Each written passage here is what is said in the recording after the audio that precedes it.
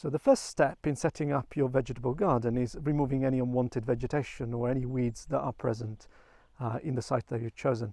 So we're going to cover a few methods that you can use for that.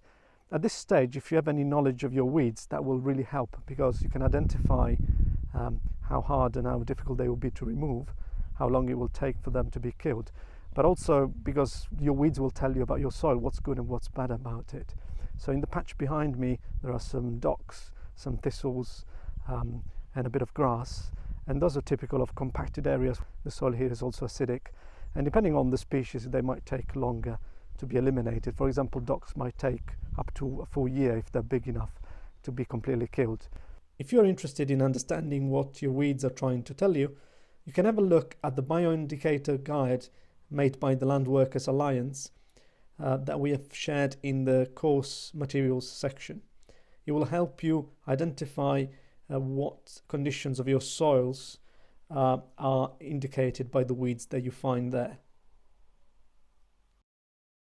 If you're sure that your soil is compacted, heavily compacted, because of heavy machinery use or overgrazing over a long time, this might be the time to do something about it. The best tool to use on a small scale is a broad fork, which has got very deep tines and allows you to aerate the soil deeply, as deep as 60 centimeters, without inverting the layers, which, as we know, is not good.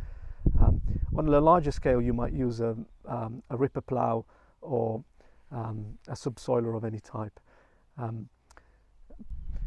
This would be a one-off disturbance, because, as we know, we don't want to disturb the soil more than it's necessary.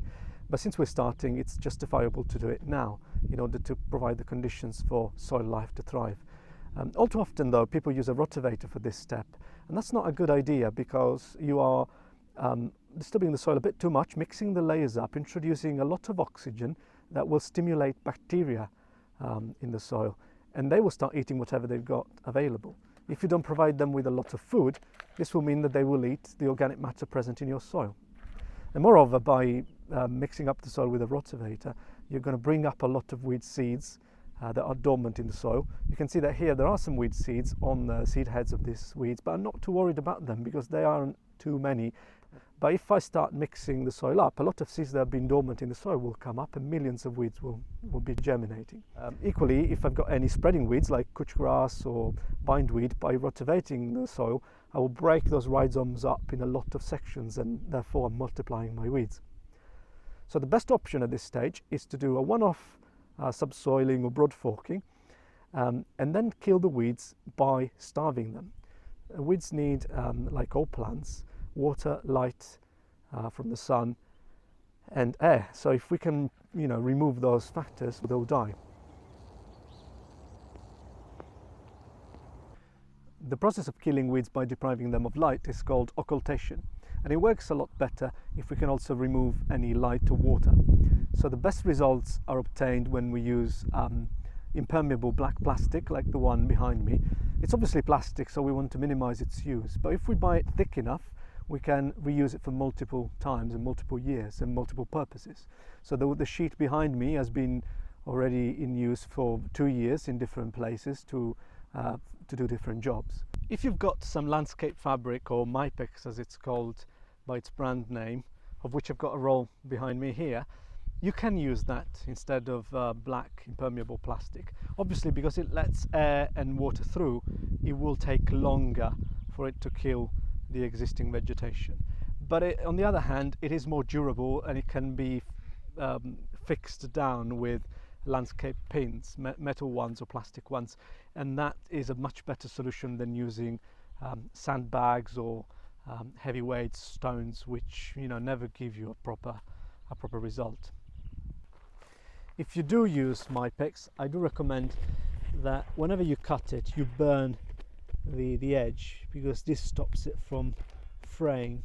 This is a good material to grow things through, because you can burn holes through this and grow strawberries or other vegetables. We don't recommend doing that, because it's always better to have an organic mulch rather than a plastic one, but that's another use for this material.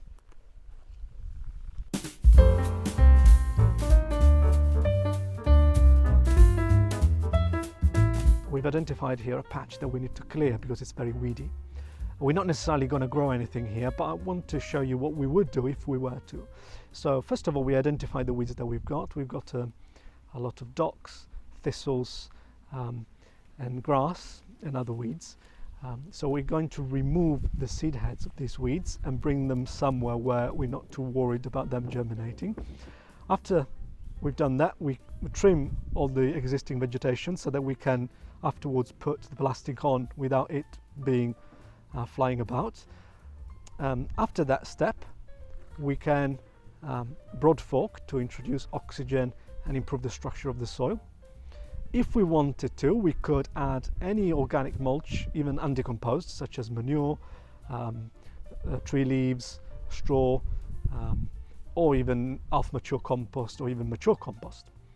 Then we're going to lay down the plastic, apply the plastic, and weigh it down with something heavy so that it doesn't blow in the wind.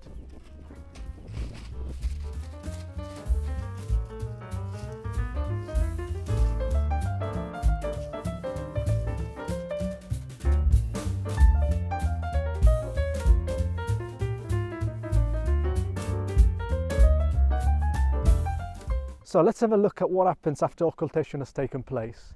Here, this area of the garden has got a plastic tarp that has been on for more than 5 months now. Initially, this was a very weedy area with tall grass, lots of dock and thistles and creeping buttercup. We trimmed all the vegetation down, put the plastic on, and we left it to kill all the weeds. So now we'll uncover it and have a look at what it looks like underneath.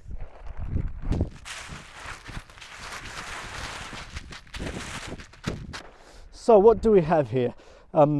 We noticed straight away that there are two areas where there was a lot more grass debris, and now the soil shows a lot of activity from earthworms, and then an area that was more on a slope and more compacted, and therefore there's just clay. There has been a bit of compaction, so we need to address that.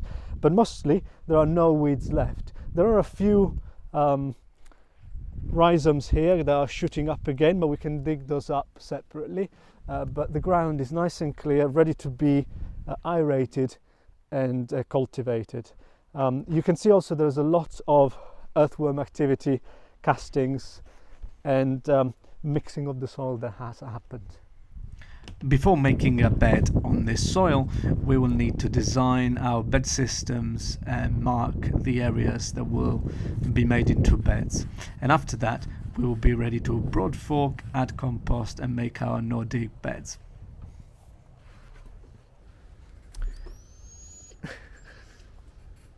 If, like me and Roger, you're a bit impatient, there is another technique that you can use to get started a little bit quicker.